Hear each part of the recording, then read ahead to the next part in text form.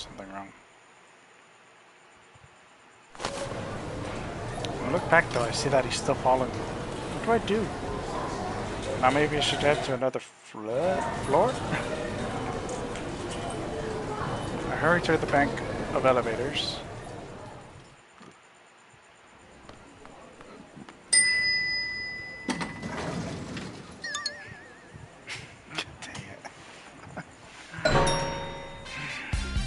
Whoa, but isn't Tama? What a coincidence. Shanagashita again. Try to walk on by like I don't notice him, but it's already too late. Huh? Hey, where'd your boyfriend go? Boyfriend? I have no clue what he's talking about. Anyway, perfect timing. Can you give me back that magazine? Nothing you're saying is making any sense. I fear I'm in confusion once again, Anna Kashida. It's like he might start to cry. Don't tease me like this. I did give it to you, right? No, you didn't give me anything. I get it. You wanted that 100,000 yen up to yourself. So now you're playing dumb, is that it? No, I honestly have no idea what this is all about. By now he's all worked up and getting red in the face. Look, you might have amnesia, but that excuse ain't gonna fly with me. The amnesia has nothing to do with it. He doesn't seem to want to believe me no matter what I say. Come on, hurry up and just give it back! Otherwise I'm gonna start bawling here real loud. He's going to cry? Seriously? This guy's a real piece of work. Oh, what's it gonna be? You're gonna make a grown man cry? I would certainly be pretty embarrassing if he starts sobbing now. But I can't exactly give him back a magazine he never had. The elevator doors open.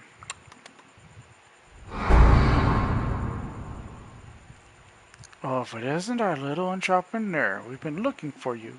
It's the two thugs from before, and there's no avoiding them this time. Yipes! The man dragged Mr. Yanagashita into the elevator. Save me, Tama! He grabs hold of my hand. Hey, let go of me! Great, now I'm in the elevator too, and the doors are shutting. Now then, Mr. Yanagashita, says the bald-headed man, there's nowhere else to run. His tone is polite, but also pretty foreboding. Whoa, whoa, wait, just hold on, I can get you the money. I'm just about to get loads of it. Enough of your poppycock, smells the younger guy. Balderdash, claptrap, straight up nonsense. Taken from the Dutch poppycock, meaning soft dung. I really mean it this time. Please, you have to believe me. I can pay you 100,000 right now. 100,000? You're really carrying around that much? Asked the bald man. No, not me, the girl. Then the man turned to eye me in unison. She's holding on to something that's worth 100,000 yen. What?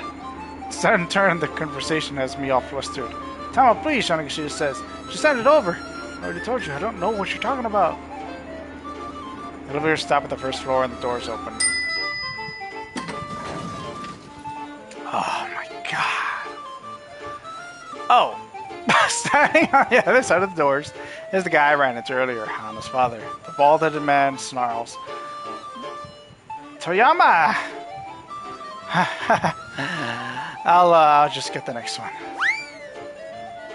Hana's father bolts like a startled hare. The bald man and his crony stare after him. Now's my chance, Shanagashita. He darts out of the elevator and makes a run for it. Hey, after him, shouts the bald man. After who? Him or him? Just start with Toyama. Two thugs race after Hana's father.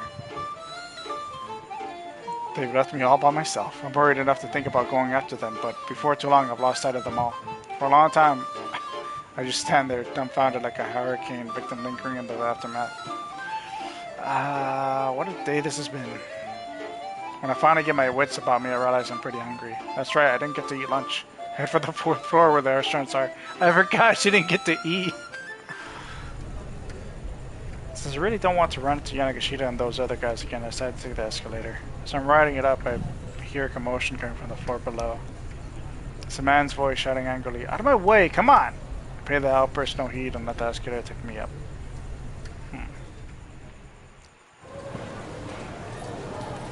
I actually took the escalator down to the third floor, and there was Hitomi standing right in the open after he'd been searching for her high and low.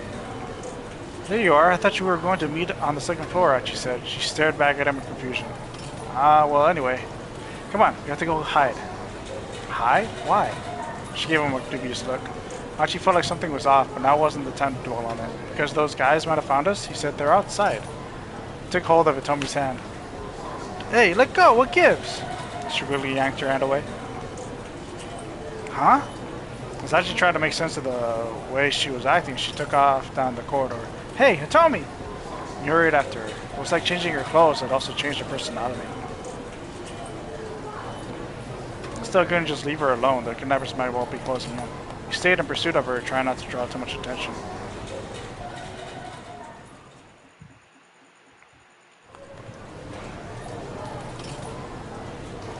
He lost track of her somewhere near the elevators. What is her deal? Sure, what else he should do? He headed back down to the rendezvous point on the second floor. When he arrived, he spotted Hitomi heading down the escalator ahead of him. Hitomi! Achi shouted. His voice vanished into the noise of the crowd and she disappeared into the first floor. Damn it!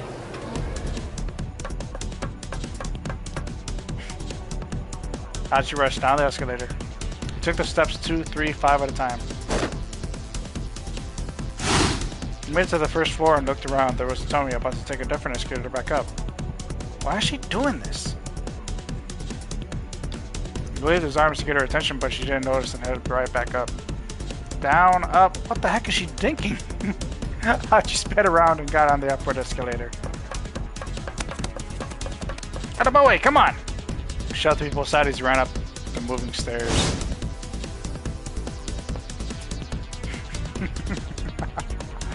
But he saw no sign of Hitomi when he reached the second floor. He lost track of her completely. Oh, come on, this is ridiculous. Hachi's shoulders slumped. He felt exhausted, but he kept up his search, scouring one floor after another until he eventually made it down to the second basement level. Has she grown too impatient waiting for Cannon and gone off searching for the blue minivan again? I can handle myself from here. He thought back to what Hitomi had said earlier. Damn it, she's not gonna be okay by herself. He pounded his fist into the wall in frustration. Please stop. That was Hitomi's voice. Oh shit. Hitomi! She moved faster than he could think. Achi, she called back. A pair of thugs had grabbed her by both arms. Achi stomped his way towards them. Get your hands off of her, he shouted. Huh? What's it to you, pal? The older of the two, a middle-aged fellow, turned to Achi with a sneer. He looked familiar somehow. Hitomi shook herself free of the men and ran over to Achi. It's no use trying to act tough, buddy. We're just trying to get back what we're owed. Don't make us have to get rough with you. What you're owed? Tell me, do you owe people money? No, I don't. They just came after me and started going on about 2 million yen. She looked just as baffled by the situation as Achi was. If you're gonna blame someone, blame your boss, the older man said. He gestured to his lackey. A feral gleam flashed in the young punk's eyes. It was the look of a man who couldn't resist dishing out a beatdown. He brought up his fist and shifted his feet, shadowboxing a few quick jabs with his left hand. Looked at Achi like the guy was an experienced boxer. Hold on, Hitomi said. What do you mean, my boss? Say what? Yanagishita? Who the hell do you think? The young punk shuffled closer, fist still menacing. Then his expression changed. Hey! Hold on. Are you Achi Endo? Yeah, that's right. Well, ain't that lucky? Getting to throw down with you like this? The punk sounded pleased indeed. I've heard all sorts of rumors about you, you know? Let's see how true they are. Achi didn't like his chances in a straight-up fight with a trained boxer. What should he do? Run for it. He had to run. He reached behind himself and grabbed Hitomi by the arm. Keeping his eyes fixed on his opponent, he took a careful step back. Run away, huh? Coward. The punk was quick to close the gap Achi had just made. Achi didn't care if he was a coward or not. All he cared about was making sure Hitomi was safe. Suddenly the elevator doors opened for them. Ah, shit. A miserable-looking older man stood in the elevator. At the sight of him, the punk's face went red with rage. You! Toyama! Going up! The man in the elevator hurriedly closed the doors. The two thugs rushed toward him, but the elevator had already begun heading back upward. Come on, after him, the older man shouted. The young punk raced up the stairs. You stay right where you are, the older fellow added, glaring at Hitomi. Then he followed after his lackey. Does he really think we're dumb enough to just wait here? Achi scuffed.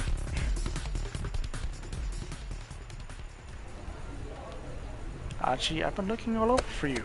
Hitomi gave him an angry swat on the chest. For me? What are you talking about?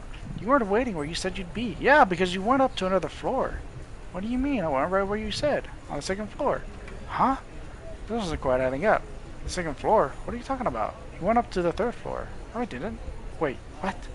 None of this makes any sense. Archie felt like his brain was getting scrambled. Anyway, at least I found you safe and sound. Yeah, two smiled at one another.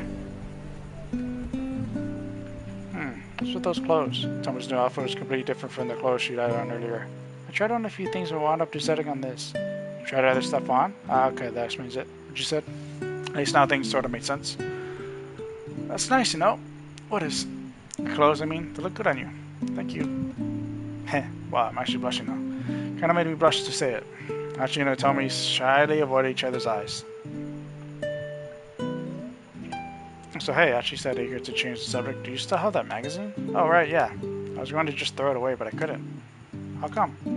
I haven't been able to find the right kind of receptacle. Newspapers and magazines are supposed to be kept separate from normal trash, right? Tommy scanned the surroundings for a suitable bin. Wait, are you serious? Yeah. You're thinking about proper recycling now of all times? Is that weird? Oh, I'm in trouble. I think he might just be perfect. Achi found himself blushing even harder now. Tama! Sudden yell snapped him out of his embarrassment.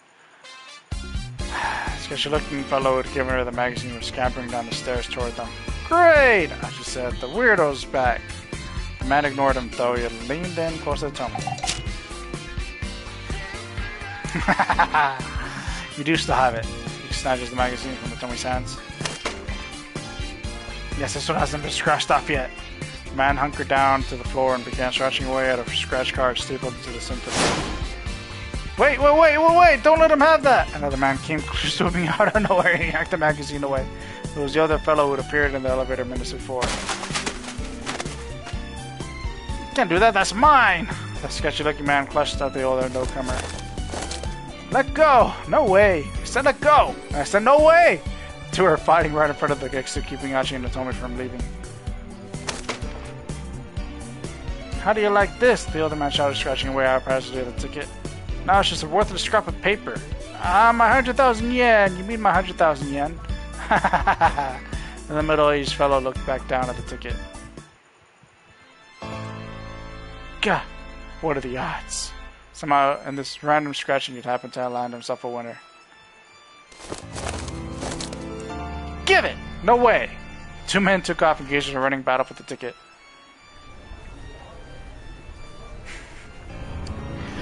What was the deal with those two? I'm not sure. Achi and Hitomi could only stand there dumbfounded. On the other hand, hey, look at the time. It's almost 3. Two headed hurriedly for the Gigo back entrance.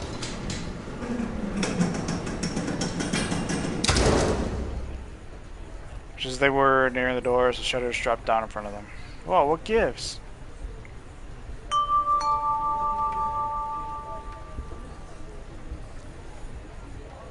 Due to maintenance, oranges other than the main entrance on the first floor have been closed. We apologize for the inconvenience. Customers wishing to leave, please use the main entrance on the first floor. Achi glared at the loudspeaker. It looked like there was no exit through the back after all. I've got a really bad proposition about this. You mean premonition? Tommy had gotten quicker to butt in with their corrections. Holding on to their premonitions, then the two hurried their way up the stairwell.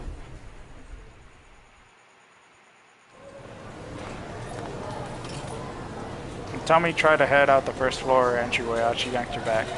Careful. What's the matter? It's that guy. Huh? Tommy's expression stiffened. Slipping behind a nearby pillar, Achi pointed to the man with the cane, who was keenly eyeing shoppers as they came and went. Well, this bites. No way we're getting out with him there. Achi? Tommy whispered in his ear. Behind us. God damn it. Achi glanced back and saw the two goons walking in their direction. Uh-oh. Those two caused a scene like before, the assassin would notice them for sure. Aha! The younger punk had spotted them. Damn it, Achi thought, gritting his teeth. Beep! But the thuggish pair let out a teensy squeak and then darted off in a different direction, vanishing from the view. I forgot they fought Maria. What the heck?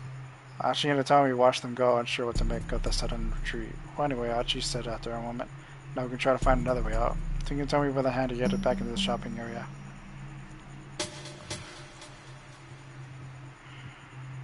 Back entrance on the first floor, that was a no-go.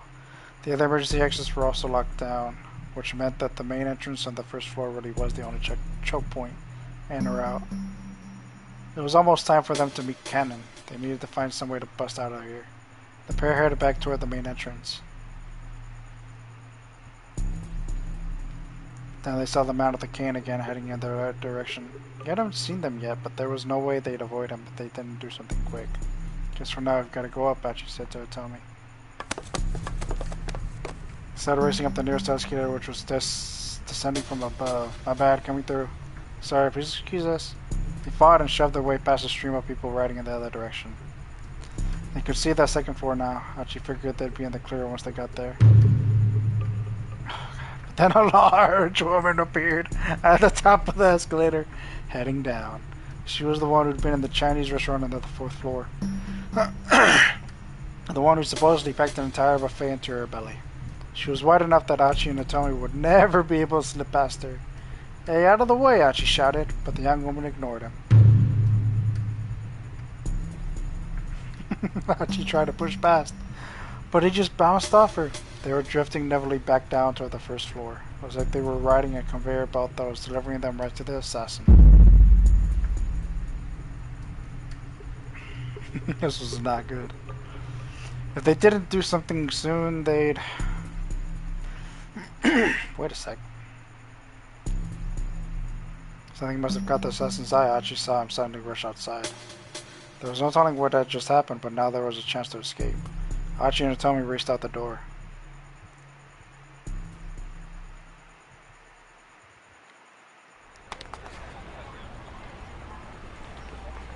Outside, the man with the cane was nowhere to be seen.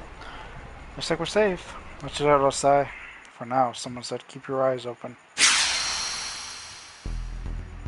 Sudden words made the two turn to us with a start. Cannon was standing right behind them. She'd gotten this close and neither of them had noticed a thing. She moved with all the skill of an assassin. Achi felt a chill shoot through him.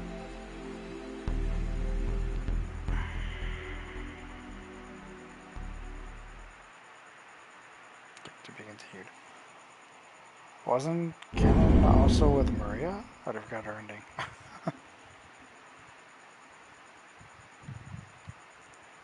No. She's got a gun pointed at her. So I'm pretty sure Cannon's gonna save her and out.